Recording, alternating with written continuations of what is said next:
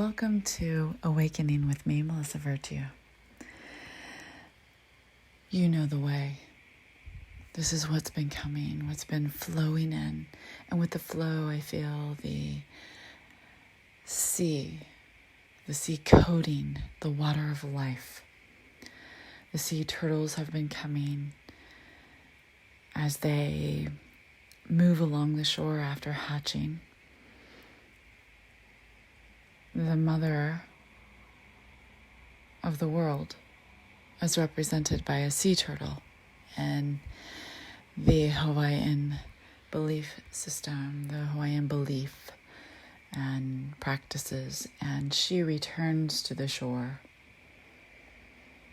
to lay her eggs, to plant them within the earth, plant them, bury them, incubate them within the earth's womb. She leaves and goes out to the sea, knowing that she will forever be connected with these life forms, these beings of light, because her heartbeat connects to Pachamama's heartbeat, connects to her baby's heartbeats, connects to the cosmic mother's heartbeat, the heartbeat of all life. It's one, really, isn't it? In this melodic symphony. So the baby turtles hatch under the light of the moon. And in a full moon, the moon illuminates the ground when they hatch. And they have to climb their way because they've been buried so deeply within the earth, within that sand, which is in the liminal space between the water and the earth, right? The land, between the land and water. So, been buried within this womb, this liminal space, which is a doorway. And they first have to break through that leathery egg. And they're tiny, fitting into the palm of your hand.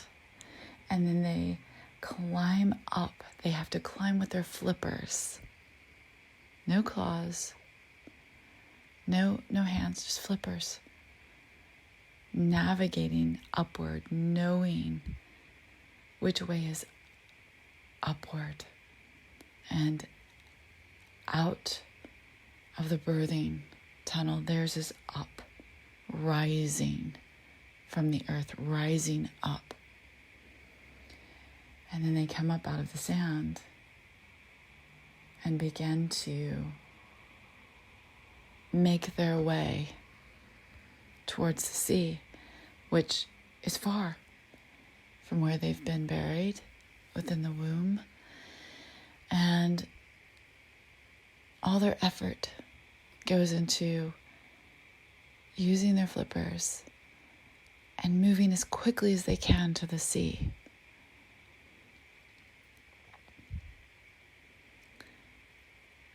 And then finding their way. They know the way. Their heart tells them the way. It's connected to their mother. It's connected to all life.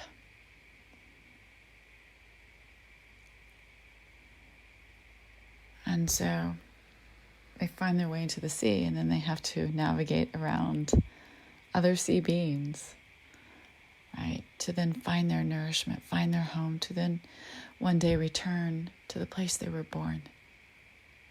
The same place.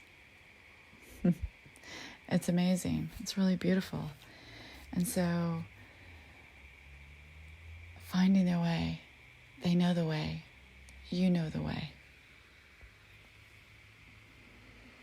And so I was thinking about these beautiful beings as they were coming in and saying, we know the way. And I watched again for the second time only, Moana. And it had been years since I had seen it. And as I watched it with my son, I realized I saw it completely, more layers peeled away, I should say. More things emerged and revealed themselves. Of course she went through an initiation, right? She went through an initiation. This young maiden went through this initiation of becoming leader, guardian, guide, eventually queen, basically. But she also rebirthed herself, finding her courage, knowing the way, recognizing the calling of her heart, no matter what anybody said, what anyone told her. She kept going back to her heart. The village crazy woman, her grandmother, saw beyond the veil, supporting and guiding Moana. Even after she crossed the cosmos, she guided Moana, because she was the heartbeat in that symphony of all life.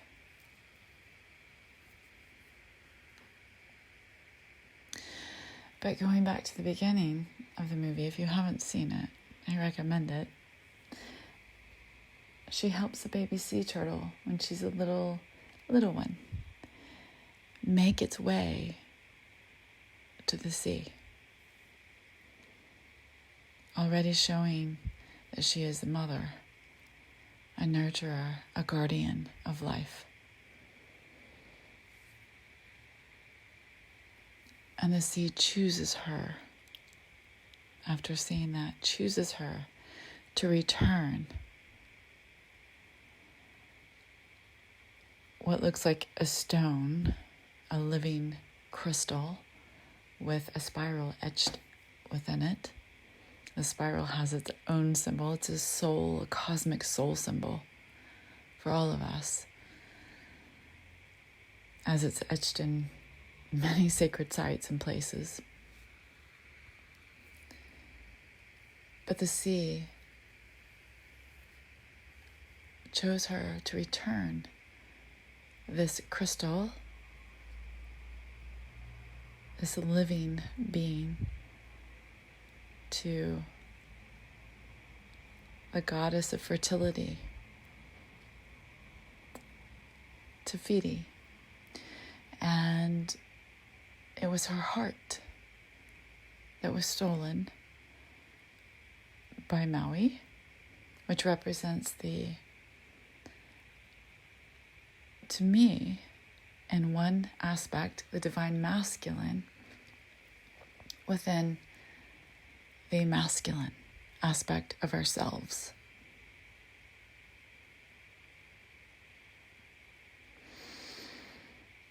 And so Moana her father wanted to protect her and didn't want her going out to the sea. The sea representing cosmic life, representing earthly life, sea codes, waters of life, birthing waters of earth and cosmic waters, representing the cosmic womb, representing so I could go on and on, right? And think about what it represents for you, but not wanting her to traverse and travel, journey beyond the reef, beyond the barrier of this wave. And so in many folklore, fairy tales, which hold symbolism but also hold so much truth and the hidden gems within, if you go beyond, if you cross beyond a wave, a particular wave, you're crossing into the other worlds. Especially if it's the sea, of course, a wave in the sea. But you're crossing into the other worlds. And this is what Moana to me was doing. She had traversed many worlds, many aspects of herself. She had to face her father wounding as he wanted to limit her, not on purpose, but in his mind, protect her.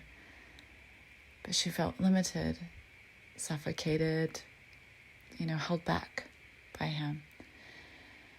So anyway, moving into this, and as I talk about this, think about your own, because this is what was coming forward for me to share.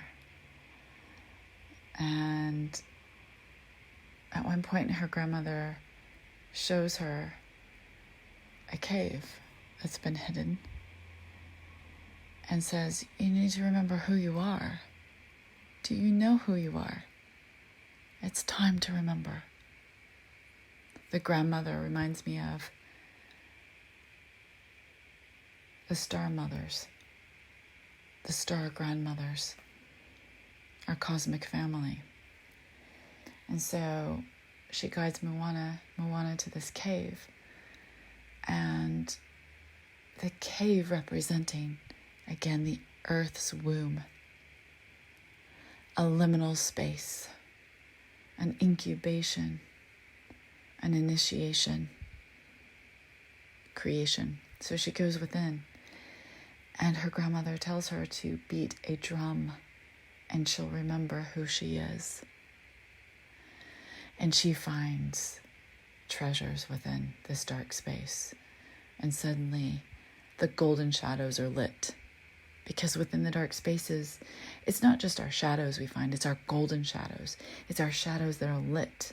The golden jewels, the threads that are beautiful, ready to be awakened, to be birthed forward. Right? And so she goes in and she finds the drum in the darkness, and she sees these symbolisms of her ancestry within. And this also represents her own womb within, right?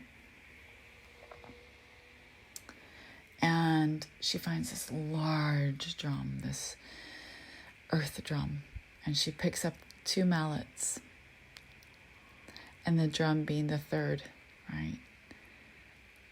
The third, forming a 3, 2 mallets and a drum. And she beats the drum, plays the drum, and suddenly the torches light within the cave and lights everything up so she can see it. It illuminates the cave within. The torches being the divine flame within us, the inner fires rising of passion and creation, of remembrance, of spark.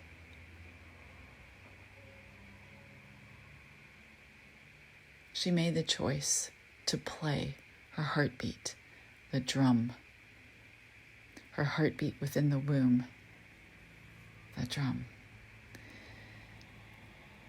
To remember, to awaken. And then from here, she sees this big boat, ship. It's really a boat, but it's very big.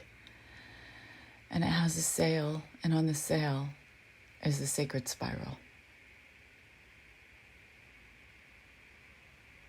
The same as a spiral is connected to the heart of the land, the heart of the goddess of fertility, who has lost hers. It was stolen, again, by the divine masculine, or by Maui, the masculine who is imbalanced, who thought he was doing something for the people, but didn't realize he didn't need to do that, right? So there's all kinds of like layers here. So I'm going to quickly move through this. I won't peel everything away, but I'll just offer this. So she makes a choice to follow her heart, to follow her dream, to follow the urgings, to follow her contractions, if you will, of birthing her dream, of rebirthing herself. And then there's a waterfall on one side of the cave. She gets on that boat and she sails it through the waterfall, the birthing canal, through the birthing waters and out into the sea. Having the stone in her hand, the heart of Te Fiti, the heart of the land.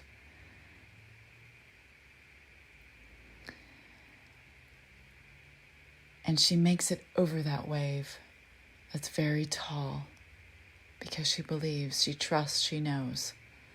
She knows the way. And guiding her in the night sky are the stars in the shape of the hook, Maui's hook, the divine masculine's hook.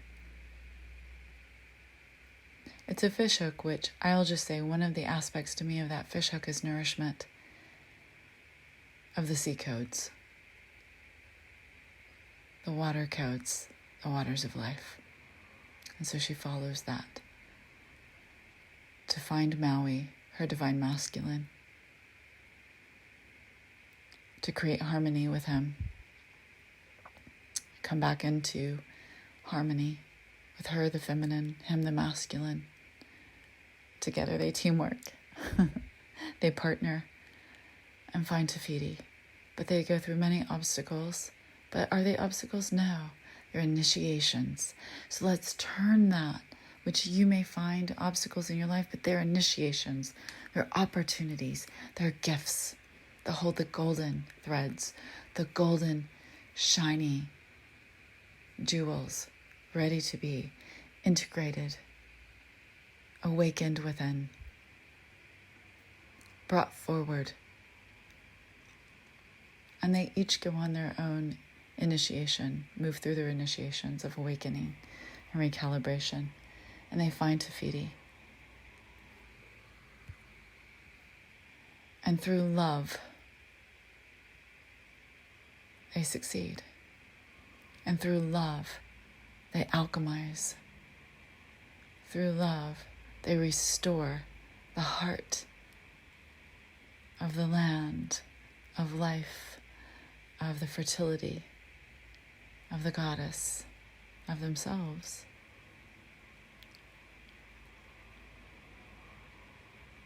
And so in the story, this is what needed to be brought forward. For you, you know the way. Follow your heartbeat. You know the way. I heart bow to you. Many blessings.